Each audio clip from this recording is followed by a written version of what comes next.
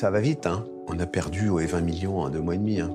La question n'est pas de savoir si on va être attaqué ou pas. Beaucoup d'entreprises le seront, même si les systèmes de protection sont solides. Les données que nous hébergions concernaient à peu près 20 millions de personnes. Ils avaient étudié le bilan, le compte de résultat, ils avaient étudié nos flux de cash.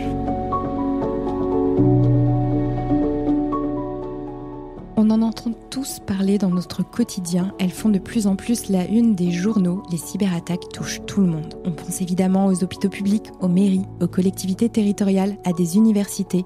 Et pourtant, ce ne sont pas les victimes les plus courantes qui sont mises en avant dans la presse. D'après le dernier rapport de l'ANSSI, l'Agence nationale de la sécurité des systèmes d'information, ce sont les TPE, PME et les ETI, donc les plus petites entreprises, qui sont les entités les plus touchées par des cyberattaques par ransomware. Cela fait maintenant 1 an que je recense de mon côté celles qui paraissent dans la presse et le constat est sans appel. On parle très rarement, voire jamais, de ces victimes-là. Alors on ne peut pas jeter la pierre aux médias. Ce qu'ils relayent, c'est ce qui est rendu public et les entreprises rendent rarement public les cyberattaques qu'elles subissent. Elles préfèrent garder le secret le plus longtemps possible pour que ça ne porte pas préjudice à leur image, que leur crédibilité et leur capacité à protéger leurs données ne soient pas remises en cause publiquement. Et puis, parler d'une cyberattaque, c'est un peu comme parler d'une maladie. On en a honte, on la cache autant qu'on peut. Et pourtant, elles sont si courantes et elles touchent tellement de monde. Il faut en parler. Il faut en parler parce que si on garde ça pour nous, on aura toujours l'impression que c'était une exception. Il faut en parler pour alerter les autres et leur permettre de mettre des actions en place pour se préparer à vivre la même chose et surtout pour qu'ils puissent s'en sortir. Il faut en parler pour rendre concret un risque invisible dont on a du mal à comprendre les mécanismes et qui, contrairement aux idées reçues, n'arrive pas qu'aux autres. C'est en partant de ce constat que je me suis mise en quête de témoignages de cyberattaques qui touchent les PME et les ETI. Il y a quelques rares articles de presse sur ce sujet, je les ai listés, j'ai pris mon téléphone et j'ai contacté ces entreprises. La plupart d'entre elles m'ont répondu qu'elles ne voulaient plus en parler, que c'était du passé et que c'était trop douloureux de revenir dessus. Bien sûr, je le comprends maintenant. Parler d'une cyberattaque et de ses conséquences, c'est tout sauf plaisant, surtout quand on l'a vécu. Et puis, une personne a accepté de s'ouvrir à mon micro. C'est l'ancien président de l'entreprise Klestra Ozerman, Vincent-Paul Petit. Je le remercie aujourd'hui chaleureusement de s'être prêté à cet exercice difficile. Pendant une demi-heure, il m'a raconté en détail comment s'est déroulée l'attaque. C'est un récit glaçant et déroutant que je vous laisserai découvrir en première partie de cet épisode. Et puis, un autre chef d'entreprise m'a contacté de lui-même cette fois, pour témoigner en me disant que s'il le faisait, pour lui, c'était parce qu'il aurait aimé que d'autres le fassent avant. C'est une évidence, pour lui, il faut en parler. Si on n'en parle pas, on ne pourra jamais atteindre cette immunité collective dont on a besoin pour faire face aux attaquants. Et en parlant, on donne la chance à d'autres de se protéger pour leur éviter de vivre la même chose. Je remercie ainsi Gérald Ferraro, président de la société Solware, pour ce témoignage poignant que vous découvrirez en seconde partie de l'épisode. Ces histoires que vous allez entendre sont bouleversantes, et je n'exagère pas. Dans l'imaginaire collectif, on pourrait croire qu'une cyberattaque se gère en quelques clics. Alors non, les conséquences sont bien plus graves et elles peuvent être parfois désastreuses. Ce sont des millions d'euros qui partent en fumée. Ce sont des emplois qui sont en danger, ce sont des équipes entières qui en sortent traumatisées. Les conséquences financières, structurelles et psychologiques d'une cyberattaque sont énormes et je ne souhaite à personne de les subir. Alors oui, il existe aujourd'hui des solutions pour se protéger et anticiper les conséquences d'une cyberattaque. Le risque zéro n'existe pas, on le répète, tout le monde se fera attaquer. L'idée, c'est d'y être préparé pour ne pas avoir à mettre la clé sous la porte. Je vous laisse découvrir ces histoires et juger de vous-même de leur gravité. Et si vous souhaitez, vous aussi, partager la vôtre à mon micro, n'hésitez pas à me contacter. Je suis Vincent-Paul Petit, président de la société Klestra Ozerman. Je vais vous raconter ce qui est arrivé récemment à cette entreprise qui, en 3 mois, a été conduite au redressement judiciaire à la suite d'une cyberattaque massive.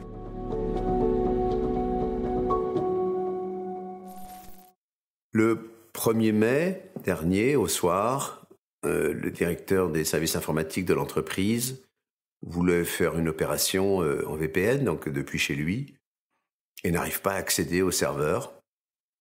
Un peu intrigué, il se déplace et observe qu'il ne peut toujours accéder à aucune information. Il pense à une coupure de courant qui aurait mis les serveurs en vrac. mais pas de rupture de courant. Il appelle alors notre prestataire informatique qui le rejoint. Nous sommes le dimanche au soir, 1er mai, qui le rejoint vers 20h30, 21h, pour constater avec lui que l'ensemble de nos serveurs sont cryptés et inaccessibles. Tout est crypté. C'est simple. Il n'y a plus de données informatiques accessibles sur l'ensemble de nos serveurs. Que les backups ont servi d'entrée à l'ensemble de nos systèmes, donc sont eux-mêmes totalement cryptés, comme nos serveurs principaux. Les 2 backups que nous avions, qui étaient à un niveau normal de sécurité, étaient totalement inaccessibles. L'ensemble de nos systèmes était à l'arrêt. Nous en avions interdit l'accès. Le lendemain matin, nous sommes le lundi 2 mai, étaient renvoyés à leur domicile en chômage partiel. L'usine, la production, 250 personnes environ, tous nos systèmes du bureau d'études, la comptabilité, la paye, les plans et les bases commerciales, dans toutes leurs dimensions, techniques et commerciales, tout ça était inaccessible. Pour couvrir l'ensemble de notre produit, il y a à peu près 60 000 plans. Nous ne pouvions plus rien produire, plus passer aucune instruction aux machines, qui étaient elles-mêmes cryptées. Notre chaîne, depuis la commande, depuis le devis, jusqu'à la réalisation du chantier, en passant par l'étape de dessin, de validation des plans, de fabrication et de construction, était très numérisée et a donc été totalement paralysée. Des équipes d'experts, de consultants ont été appelés à la rescousse dès le début de l'opération, dès le 10 premiers jours de mai. Pendant 7 semaines, tous les soirs, nous avions une cellule de crise 18 heures qui nous répétait inlassablement « On ne trouve pas le chemin. Quand le trouverez-vous? Nous ne savons pas. Le trouverez-vous? Nous pensons que oui, mais nous ne savons pas. » Ça va vite, hein? On a perdu 20 millions en 2 mois et demi, hein. Ça vous coûtera 85 000 €. Je dis bon, c'est pas cher. 86 000 €, on va payer. De façon assez surprenante, peu de réponses, beaucoup de temps dans les réponses.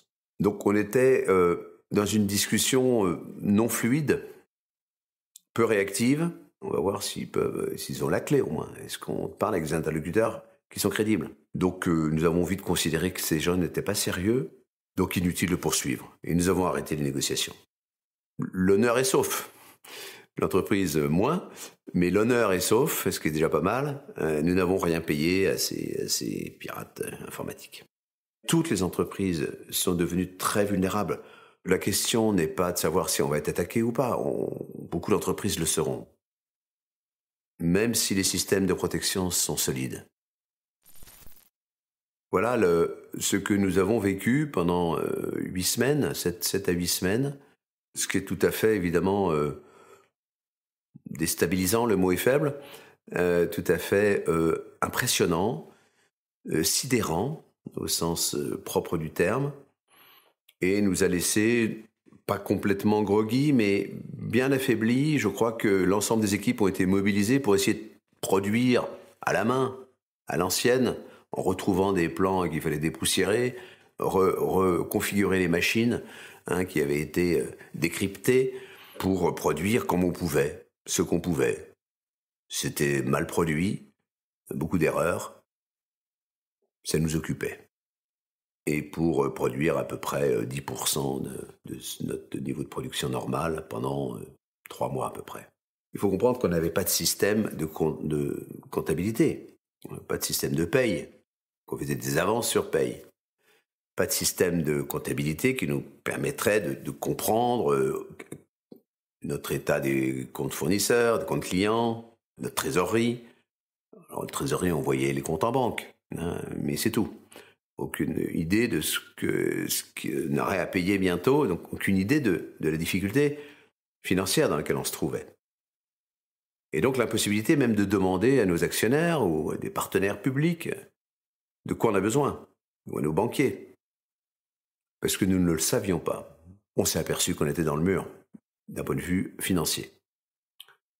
puisqu'il avait fallu payer nos fournisseurs. Pratiquement l'ensemble de notre compte fournisseur passif donc, était payé, et à l'actif, on avait un compte client qui diminuait fortement, ne pouvant pas facturer nos clients. Donc le sujet est simple à comprendre, hein, plus faire face à l'ensemble des frais généraux. Nous avons consommé beaucoup d'argent, probablement une vingtaine de millions d'euros. Donc le 15 juillet, nous étions à peu près convaincus. On avait fait quelques prévisions de trésorerie sur un coin de table, à l'ancienne, pour être tout à fait convaincus que nous ne pourrions pas passer. Et donc la sagesse était de déposer le bilan pour bloquer la trésorerie, la situation de trésorerie, aider l'entreprise à surmonter cette difficulté de trésorerie à un moment où nous savions que nous avions récupéré nos informations. Alors les informations, on les a récupérées en date du 30 avril. Et donc, tout ce qui s'était passé en 2 mois et demi, 3 mois, il a fallu alimenter nos bases d'informations à la main de tous les événements qui s'étaient passés pendant cette période. Encore à nouveau un gros travail, qui nous a empêché par exemple de sortir les comptes au 30 juin, obligation légale que nous avions vis-à-vis de notre actionnaire qui est coté en bourse. Le mois de septembre est bénéficiaire, on a retrouvé une situation à peu près normale. Par contre, évidemment, les actionnaires, les banquiers ont perdu à peu près tout ce qu'ils avaient mis dans l'entreprise. L'informatique, ce n'est plus, et c'est ça qui change certainement, ce n'est plus une question du directeur des services d'information. C'est une question de la direction générale. Et le risque informatique est une question de direction générale. Alors oui, il y a des choses qu'on aurait pu faire. On aurait pu avoir une copie hard, hein, tous les jours. C'était un coût annuel de 10 000 €. Pas cher par rapport à l'étendue des dégâts. En tout cas, c'est ce que me dit mon directeur des services informatiques aujourd'hui, qui lui a beaucoup souffert, vous l'imaginez.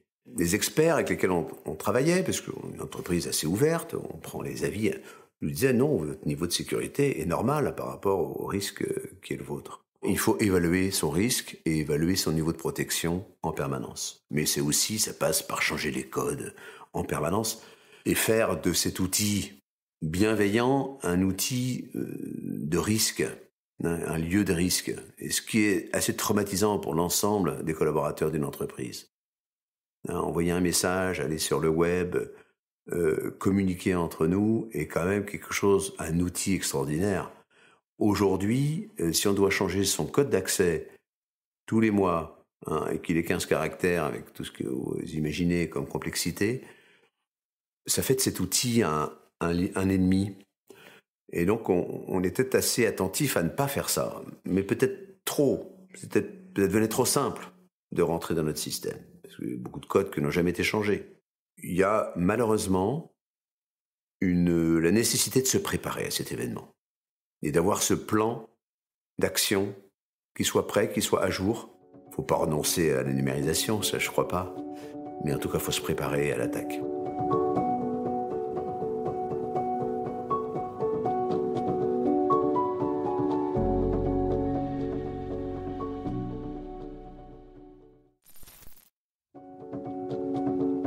Je suis Gérald Ferraro, le président de la société Solware, qui est éditeur de logiciels. Je vais vous raconter la cyberattaque que nous avons subie en août 2021.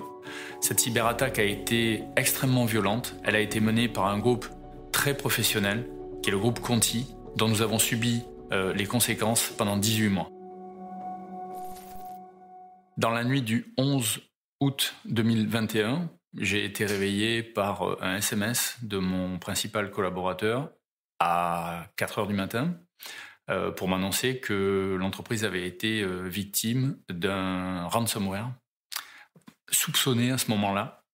Et puis ça s'est très vite confirmé. L'ensemble de nos systèmes ont été touchés par ce virus. La personne qui était d'astreinte à ce moment-là a vu sur son écran qu'il y avait des serveurs qui ne répondaient pas. Donc, il s'est connecté sur sa plateforme de supervision et il a constaté qu'un serveur ne répondait pas, puis un autre. Et donc, il a compris que quelque chose ne se passait pas correctement. Donc, il a pris la main par un autre biais et il a vu que sur le bureau du serveur, il y avait un petit message readme.txt. Et dans ce message readme.txt, il y avait le lien vers une plateforme de chat qui était la plateforme de chat du ransomware, où là, clairement, on disait votre système a été crypté, connectez-vous à tel endroit et vous allez être mis en relation avec les rançonneurs. On s'est rendu compte que la situation était assez grave assez vite. L'ensemble de nos systèmes de production ont été touchés. Ils n'étaient plus accessibles. Et l'ensemble de nos sauvegardes avait été également supprimé. Évidemment, on avait des sauvegardes redondées, donc on avait des sauvegardes dans plusieurs endroits, mais elles étaient connectées. Et donc l'ensemble de nos sauvegardes qui étaient connectées ont été supprimées au même moment, en même temps que les données ont été cryptées. Donc nos clients, et en particulier les clients automobiles, ne pouvaient plus accéder à leur application et ne pouvaient plus accéder à leurs données. On a pris contact avec les cybercriminels dès le 12 août. On a commencé à discuter. Ils nous ont demandé une rançon. Toutes les autorités nous conseillaient de ne pas payer la rançon, évidemment. Mais ça restait malgré tout une option pour redémarrer. La rançon qui nous a été demandée se chiffrait à plusieurs millions d'euros. Elle était proportionnée avec la capacité financière de Solware à ce moment-là. Ils connaissaient absolument toute notre capacité de payer. Ils connaissaient, ils avaient étudié, comme le ferait un analyste financier, ils avaient étudié le bilan, le compte de résultat, ils avaient étudié nos flux de cash. Ils connaissaient absolument tout, puisque évidemment, quand on a commencé à discuter avec eux en disant mais attendez, c'est un montant extrêmement important et on n'est pas capable de payer un montant comme ça. Ils nous ont évidemment répondu si, vous êtes capable et on le sait puisque on a accès à des informations qui nous permettent de savoir que vous avez tant de millions d'euros à la banque et tant de résultats annuels, etc., etc. En général, les rançonneurs proposent un code pour décrypter les données et que vous puissiez accéder aux données qui avaient été cryptées précédemment. On n'a pas eu beaucoup de temps pour se poser la question puisque le 13 août, donc seulement 2 jours après l'attaque, le 13 août, nos données qui avaient été cryptées, les données de production qui avaient été cryptées, ont été supprimées également. C'est ça qui est très surprenant parce que les rançonneurs n'avaient pas intérêt à supprimer ces données puisque à partir du moment où ils supprimaient les données, ils coupaient la possibilité de récupérer le montant de leur rançon. On savait depuis le 13 août que on récupérerait pas les données en payant la rançon. Donc on n'a pas payé la rançon. On a continué malgré tout à discuter parce qu'ils voulaient diffuser des données qu'ils ont finalement diffusées, puisqu'ils ont en fait volé des données internes de Solware. Je suis allé déposer plainte au commissariat d'Ajaccio. C'était drôle parce que la personne du commissariat ne savait même pas ce que c'était un virus informatique. Donc voilà. On a décidé donc d'envoyer nos serveurs de sauvegarde dans une société spécialisée dans la récupération de données. On a passé 2 mois et demi à attendre que la société fasse son travail pour récupérer les données. Après 2 mois et demi, la société avait récupéré 70% des données. Je parle des données de nos clients. Les données de Solware n'ont pas été récupérées. On était donc fin novembre, mais 70% des données, c'était pas suffisant pour pouvoir les restituer à nos clients, puisque ce sont des données entre autres de comptabilité. Et quand on récupère que 70% des données de comptabilité, on récupère rien, puisque l'intégrité des données n'est pas garantie. Donc on a décidé de changer de prestataire. Et grâce à ce nouveau prestataire, on a récupéré finalement 100% des données de nos clients. C'était la bonne nouvelle de janvier 2022, puisqu'on a eu cette information le 1er janvier 2022. Donc on a informé tout de suite nos clients que finalement on avait récupéré nos données leurs données après 3 mois de travail acharné. Nous avions 1500 clients dans l'automobile concernés par cette attaque. Nos clients en mode hébergé accédaient au logiciel via un navigateur Internet. À partir du moment où on savait qu'on ne pouvait pas restaurer rapidement notre plateforme d'hébergement, on a décidé d'installer notre logiciel sur leur système informatique local, donc dans leur garage. À partir du 15 septembre, tous nos clients, nos 1500 clients, avaient à nouveau un accès au système informatique et au logiciel de Solware. En revanche, ils n'avaient pas leurs données. À partir du 15 février, quand on a commencé à leur restaurer les données, on a fusionné les données qu'ils avaient avant le 11 août, avec les données qu'ils avaient saisies entre le 15 septembre et le 15 février. Cette opération a été extrêmement complexe. Il a fallu qu'on fasse des programmes spécifiques pour fusionner ces données. Il a fallu qu'on fasse des programmes de contrôle pour qu'il y ait le moins possible de doublons de données. Ça a été compliqué. Il y a eu des difficultés, et nos clients ont eu des difficultés. On a essayé de les accompagner au mieux. Mais il y a eu quelques difficultés et ils ont aussi été des victimes collatérales importantes de cette cyberattaque. Nous avons recruté une vingtaine de personnes pour pouvoir absorber cette charge de travail supplémentaire. Et malgré cela, la satisfaction des clients était pas au rendez-vous, puisque ça a quand même été une période très difficile pour eux. On a vraiment fait tout ce qu'on pouvait pour les accompagner au mieux, mais ils ont quand même passé des moments qui n'étaient pas simples et ça a généré aussi pour eux une charge de travail supplémentaire. Aujourd'hui, on pense qu'on a perdu à peu près 20% des clients qui étaient concernés. Donc sur les 1500 clients, on a quand même 300 clients aujourd'hui qui sont partis. On en a perdu un certain nombre très très vite, mais assez peu, mais très vite. Il y en a qui ont dit ils ne récupéreront pas les données, donc on va changer et il faut qu'on redémarre sur une autre solution.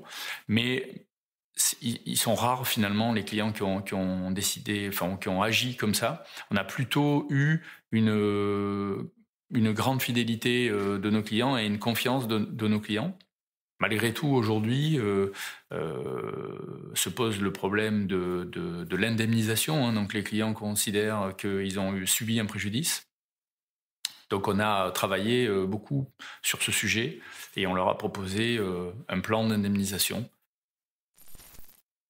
En termes de conséquences financières, le coût de la remédiation a été assez gigantesque puisqu'il se chiffre à peu près à 1 million d'euros en 2021 et 1 million d'euros en 2022. Ensuite, on a eu un manque à gagner puisque nos équipes commerciales et nos équipes techniques ont été mobilisées à faire tout autre chose que leur métier traditionnel. Et donc, on a que sur l'année 2021 2 millions d'euros de chiffre d'affaires que nous n'avons pas fait à cause de cette crise. Et puis le plan d'indemnisation que nous avons chiffré représente à peu près 4 millions d'euros. Malheureusement pour nous, les conséquences que nous avons subies parce que nous avons perdu, parce que les données ont été finalement supprimées, ont été bien plus importantes que si nous avions payé la rançon. Alors je ne veux pas encourager les futures victimes à payer les rançons parce que c'est pas une solution, parce que la France est un des pays les plus touchés par les cyberattaques parce qu'on a la réputation de payer les rançons. Donc c'est pas la solution, il faut pas payer les rançons. Le coût de la cyberattaque pour Solware se situe entre 6 et 8 millions d'euros, alors que la rançon était un montant malgré tout inférieur.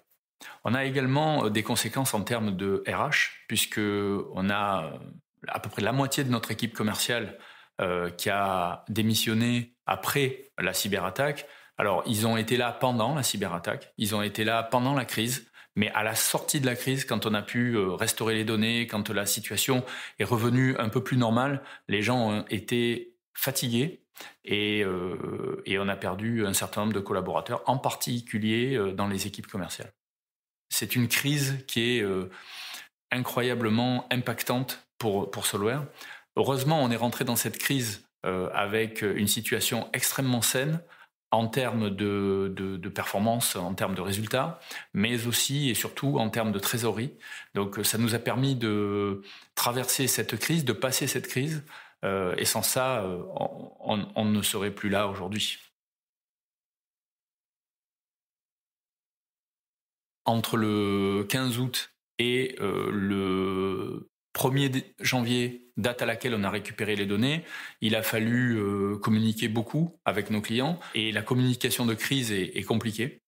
Les clients ont toujours considéré qu'on leur en disait pas assez. Malheureusement, parfois, on n'avait pas grand-chose à leur dire parce que on ne savait pas si on allait récupérer les données. Donc, il fallait qu'on conserve l'espoir, il fallait qu'on les conserve dans une dynamique positive, mais on ne pouvait pas leur dire qu'on allait récupérer les données de façon garantie. Donc, c'était une période qui était difficile à vivre pour eux, mais pour nous aussi.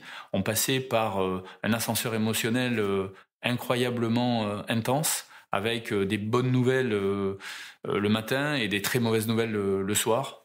Donc c'était très difficile à vivre.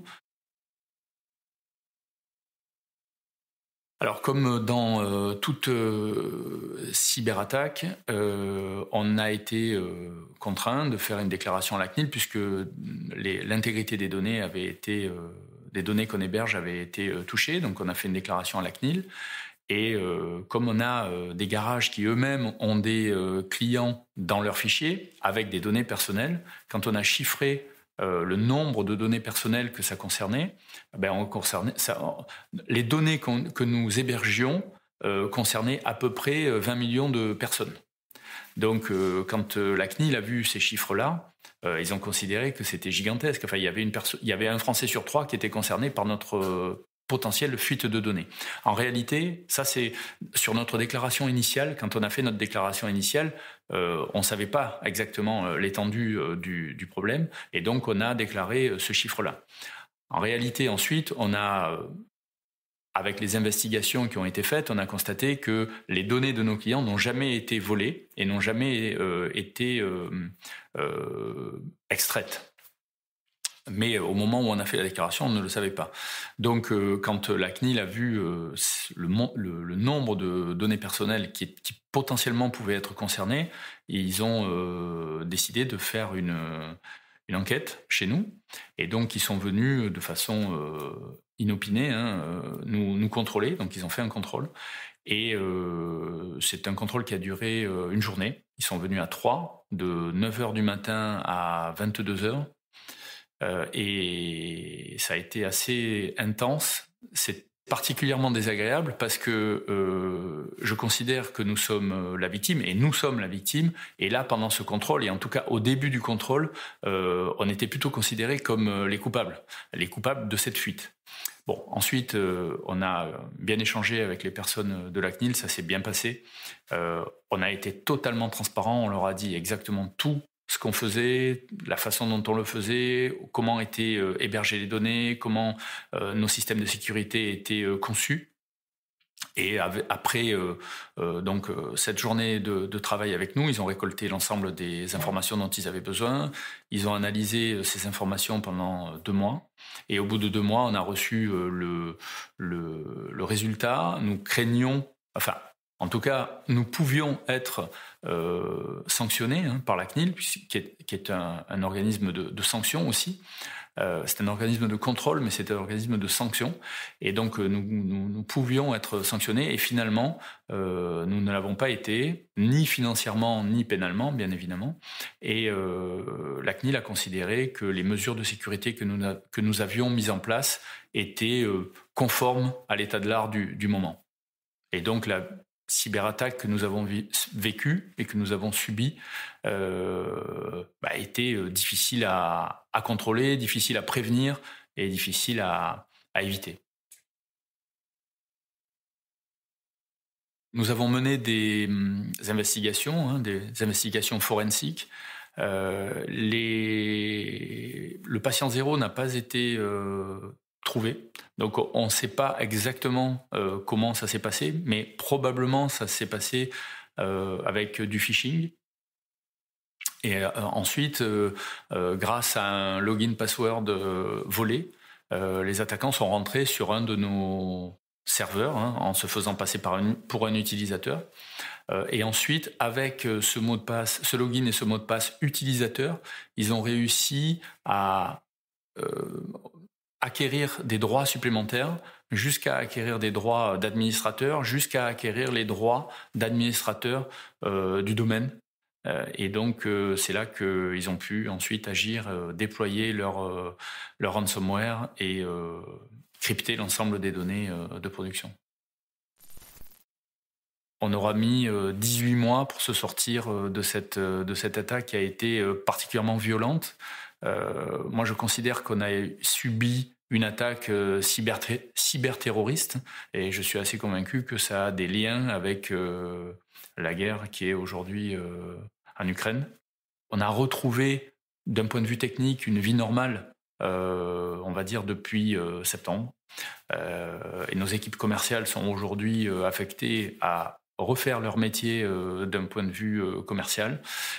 Et nos équipes techniques également ont retrouvé une activité conforme à celle qu'elles avaient auparavant, c'est-à-dire faire des formations, faire des déploiements, faire du support, mais plus faire des opérations liées à cette cyberattaque. On en a profité évidemment pour reconcevoir complètement cette infrastructure avec des mesures de sécurité qui sont totalement différentes de celles que nous avions et qui tiennent compte de ce qui nous est arrivé, avec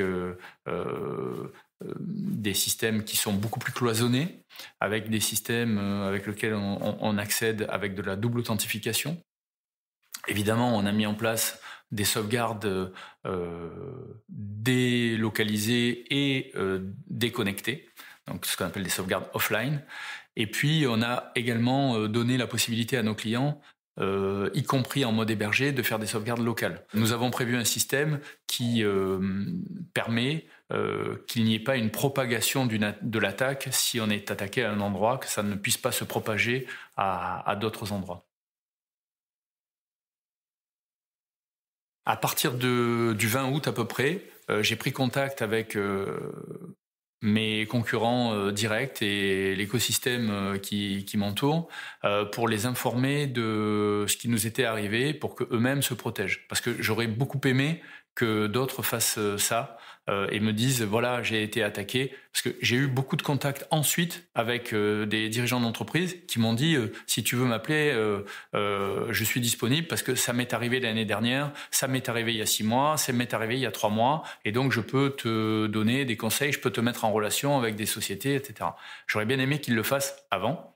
C'était très sympa qu'ils le fassent après, mais j'aurais aimé qu'ils le fassent avant et c'est la raison pour laquelle moi j'ai pris contact avec des personnes de mon écosystème, y compris mes concurrents directs, pour leur dire voilà ce qui m'est arrivé, voilà comment les assaillants ont procédé et voilà ce que vous pouvez faire pour vérifier à minima 2-3 choses qui vous permettront de ne pas être dans la situation dans laquelle nous avons été. Et j'aurais beaucoup aimé, moi, qu'on fasse cette démarche avant que ça nous arrive.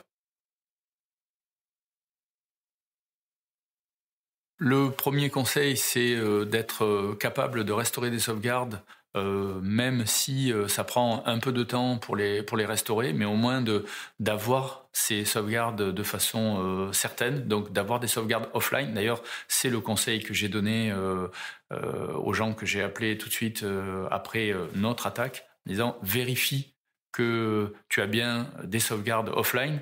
certains m'ont dit oui, j'en suis à peu près sûr, mais je vais vérifier quand même. Puis ils m'ont rappelé derrière pour me dire bon, t'as bien fait de m'appeler parce que en fait, elles n'étaient pas vraiment offline. Ensuite, la sensibilisation des collaborateurs aussi, parce que le phishing c'est particulièrement répandu et finalement c'est assez facile de tromper la vigilance des collaborateurs et de leur voler un login et un password pour accéder au système de l'entreprise. Donc la sensibilisation des collaborateurs et des clients, c'est très important.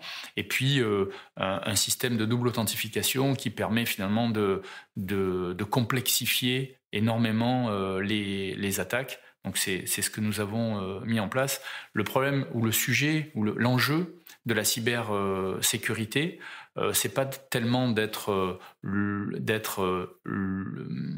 protégé à 100%, mais c'est d'être mieux protégé que son voisin, puisque les cybercriminels vont aller aux endroits où c'est le plus facile, et donc il faut se protéger un peu mieux que le reste des entreprises. C'est une course sans fin, puisque au fur et à mesure qu'il y a des nouvelles normes de sécurité, où il y a des nouveaux protocoles de sécurité, les cybercriminels font aussi des progrès et contournent ces nouvelles mesures de sécurité. Donc c'est une course sans fin, mais aujourd'hui, c'est indispensable d'être dans cette course. Oui, on en avait conscience, mais pas suffisamment. D'abord, on en avait conscience parce on était protégés. On avait un certain nombre de mesures de sécurité qui étaient actives au sein de notre data center. Pas suffisamment, puisqu'on a été malgré tout attaqué. Et si on a été attaqué, c'est qu'on avait des vulnérabilités, c'est clair. Après, je pense que tout le monde a des vulnérabilités et que le risque zéro n'existe pas et qu'on ne peut pas se protéger à 100%. Ce qu'il faut, c'est se protéger suffisamment pour que les conséquences soient le plus faibles possible. Le système de sécurité qu'on a conçu tient compte du fait que on ne peut pas avoir une sécurité à 100%. En revanche, ce qu'il faut, c'est que les conséquences de l'attaque ne soient pas trop importantes. On pense qu'on se fera attaquer à nouveau, mais aujourd'hui, on est beaucoup mieux préparé et on est surtout beaucoup plus résilient en cas d'attaque. Aujourd'hui, personne ne peut considérer qu'il ne se fera pas attaquer. Au contraire, je pense qu'il faut se dire qu'aujourd'hui, on sera attaqué. C'est sûr qu'on sera attaqué. Il faut anticiper la façon dont on va être attaqué et surtout la façon dont on va y répondre. Donc il faut être le plus préparé possible à la réponse à cette attaque.